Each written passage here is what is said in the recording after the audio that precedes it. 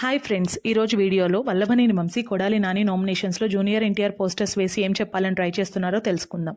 వల్లభనేని వంశీ కొడాలి నాని ఇద్దరు జూనియర్ ఎన్టీఆర్ గారికి సన్నిహితులని తెలిసిన విషయమే. వీరి ఈ మధ్య ఎలక్షన్స్కి నామినేషన్స్ వేసిన సంగతి మనందరికీ తెలిసింది. ఆ ప్రెస్ మీట్లో మాట్లాడుతూ ఎన్టీఆర్ రాజకీయాలకు వస్తే తాము కూడా తన వెంటే వెళతామని అందరూ అనుకున్నట్లుగా చెప్పారు. ఇది ఇలా ఉంటే ఎన్టీఆర్ ప్రచారం చేసిన నియోజకవర్గాల్లో టీడీపీ ఓడిపోయిందని, దాంతో ఎన్టీఆర్ టీడీపీకి దూరం అయినట్లుగా చెప్పుకొచ్చారు. దాంతో తాము కూడా పార్టీకి దూరమైనట్లుగా చెప్పుకొచ్చారు. దాంతో టీడీపీ పార్టీ వారు వల్లభనేని వంశీపై ఆగ్రహం వ్యక్తం చేస్తున్నారు. గన్నవరంలో గెలిచే పరిస్థితులు లేకపోవడంతో ఎలక్షన్స్ ముందు కావాలని జూనియర్ ఎన్టీఆర్ పేరు వాడుతున్నట్లుగా చెప్తున్నారు. ఇంతకు ముందు కూడా వల్లభనేని వంశీ కొడాలి నాని లాంటి వారు ఎన్టీఆర్ మీద ఇలాంటి వ్యాఖ్యలు చేశారు.